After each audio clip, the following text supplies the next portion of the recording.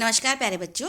जैसे कि आप सब जानते हैं कि आपका 10 मार्च 2025 को छठी क्लास का गणित का पेपर है। आपको बता दें, आपका पेपर जो है 80 मार्क्स का आएगा। 2.5 घंटे का पेपर रहेगा बेटे आपका। और इसमें 1 से 25 तक के जो प्रश्न हैं वो 1-1 मार्क्स के हैं। प्रश्न नंबर 26 से लेकर 33 तक ये 2-2 मार्क्स के हैं। 34 से 41 ये 3-3 अंकों के हैं। और 42 से 44 यानी कि 42, 43 और 44 ये 5 अंकों के प्रश्न हैं। टोटल आपके हो गए 80 अंक। बिल्कुल ऐसा ही पेपर जैसा हम आपको करवाने जा रहे हैं, लगभग ऐसा ही पेपर आपको जो है 10 मार्च को देखने को मिलेगा। हम इसके आंसर नहीं बता रहे ताकि आप खुद प्रैक्टिस करें, क्योंकि खेल है अभ्यास का। आपको क्वेश्चन बताएंगे, आपने हमारे साथ उनको निकाल कर देखना है। आपने बार बार इनको रीचेक करना है। फिर भी अगर किसी भी क्वेश्चन में किसी भी सम में दिक्कत है तो हमें आप कमेंट बॉक्स में पूछ सकते हैं। और अगर हमारा चैनल सब्सक्राइब नहीं किया है तो जल्दी से कर लें, क्योंकि हम छठी क्लास की सभी वीडियोस यहाँ पर लेकर आ रहे हैं और ये वीडियोस हैं हरियाणा बोर्ड के बच्चों के लिए।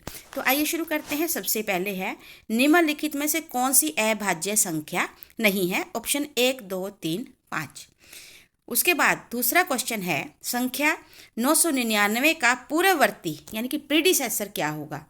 ये जो भी है आप उसको लिखें। कॉपी नोटबुक लेकर बैठें और पेन के साथ साथ आंसर लिखते रहें। उसके बाद तीसरा क्वेश्चन है, 100 जमा ब्रैकेट के अंदर -100 का मान क्या होगा?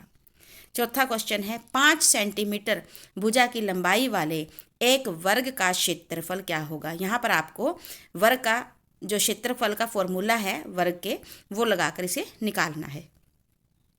क्वेश्चन नंबर 5, 1 मिलियन में कितने लाख होते हैं? क्वेश्चन नंबर 6 है, आधा घूर्णन का मान कितना होता है? क्वेश्चन नंबर 7 है, दिया गया मिलान चिन्ह किस संख्या को इंगित करता है?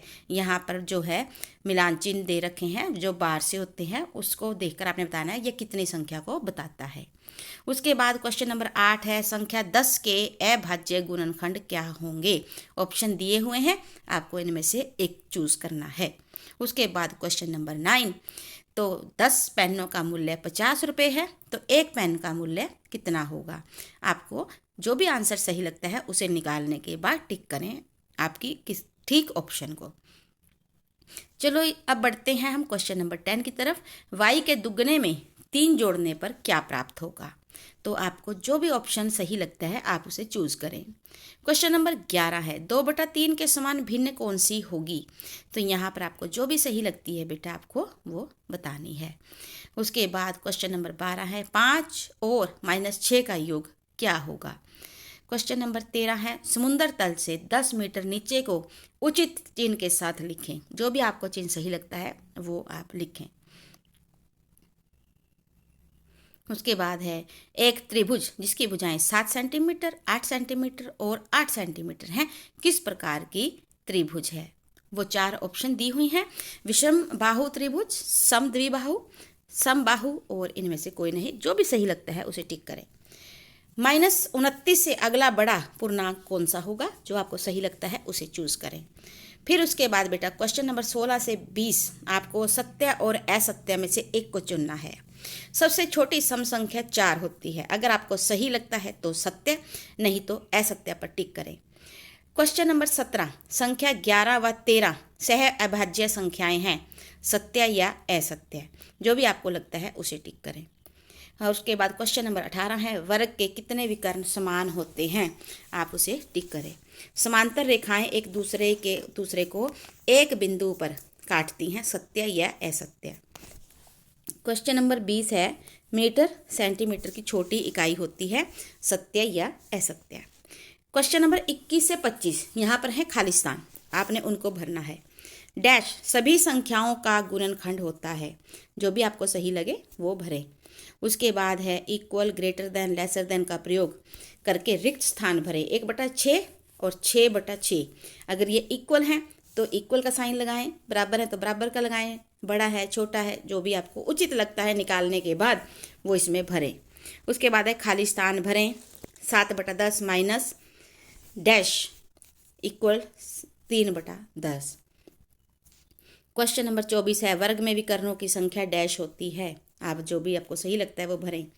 क्वेश्चन नंबर 25, 2 घंटे में डैश मिनट होते हैं। उसके बाद है very short answer type questions. संख्या, आपको एक लंबी चौड़ी संख्या दी हुई है, तो इसमें 99 करोड़ 98 लाख 91,002 को भारतीय संख्या अंकन पद्धति के अनुसार लिखें, यानी कि कोमे लगाकर लिखना है बेटे, जो भारतीय अंकन में है।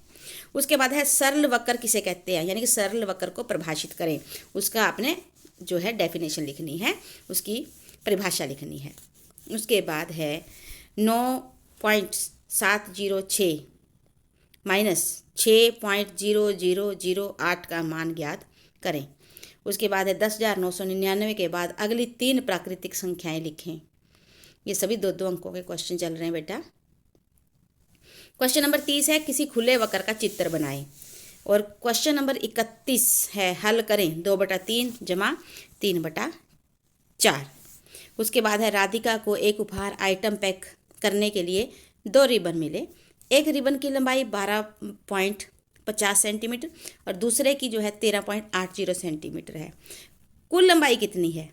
क्या वह इस उपहार को लपेटने में सक्षम होगी, जिसके लिए 30 सेंटीमीटर लंबे रिबन की आवश्यकता है।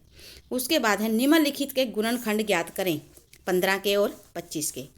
उसके बाद आपके पास बेटा अब 3-3 अंकों वाले प्रश्न आ जाते हैं।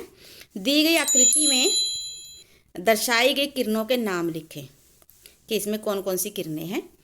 क्वेश्चन नंबर 35 है नरेश सुबह 2 किलोमीटर 35 मीटर और शाम को 1 किलोमीटर और 7 मीटर चला, कुल कितनी दूरी तक चला? एक कक्षा में 20 लड़कियां और 15 लड़के हैं। लड़कों की संख्या का अनुपात ज्ञात करें। क्वेश्चन नंबर 37 है एक पेटी में 50 आम हैं। यदि पेटियों की संख्या को n माना जाए तो आप पेटियों की संख्या के पदों में आमों की कुल संख्या को किस प्रकार लिखेंगे? क्वेश्चन नंबर 38 है 50 मीटर लंबाई वाले एक आयताकार बगीचे का क्षेत्रफल 300 वर्ग मीटर है। बगीचे की चौड़ाई ज्ञात करें। 39 है क्वेश्चन नंबर एक त्रिभुज का परिमाप ज्ञात करें जिसकी भुजाएं 10 सेंटीमीटर 14 सेंटीमीटर और 6 सेंटीमीटर हैं। उसके बाद आपके पास एक अच्छी खासी तालिका दी हुई है, इसको आपने तालिका के रूप में, चिन्हों को तालिका के रूप में दिखाना है। उसके बाद आपको सिंप्लीफाई करनी है। 2 की पावर 3 गुना 3 की पावर 4 गुना 4 बटा में है 3 गुना 32। उसके बाद आपके पास 5-5 अंकों के 3 प्रश्न है बेटा। पहला है 18, 54 और 81 का हम महत्तम समावर्तक प्राप्त ज्ञात करें। 43वां क्वेश्चन है आकाश 10 किलोग्राम सब्जी खरीदता है, जिसमें से 3 किलोग्राम 500 ग्राम प्याज हैं, 2 किलोग्राम 75 ग्राम टमाटर और शेष आलू हैं। तो आलूओं का वजन ज्ञात करें। उसके बाद क्वेश्चन नंबर 44 है जिसे आपको मैच करना है। यहाँ पर ऋजु कोण, समकोण, न्यून कोण, प्रवृत्ति कोण और अधिक कोण सामने आपके पास ऑप्शंस हैं। उनमें से जिसके साथ जो मैच करती है उसे मिलान आपने करना है और करके अपने यहाँ पर लिखना है। तो अब मुझे लगता है ये वीडियो आपके लिए बहुत लाभदायक रहेगी, अच्छी रहती है। पसंद आती है तो वीडियो को लाइक ज़रूर करें, हमारे चैनल को सब्सक्राइब करें ताकि आगे भी आपको अच्छी अच्छी वीडियोस मिलती रहें। और अपने क्लास के बच्चों के साथ, दूसरे बच्चों के साथ शेयर करना बिल्कुल मत भूलें। Thank you so much. God bless you बेटा। जय हिंद, जय भारत।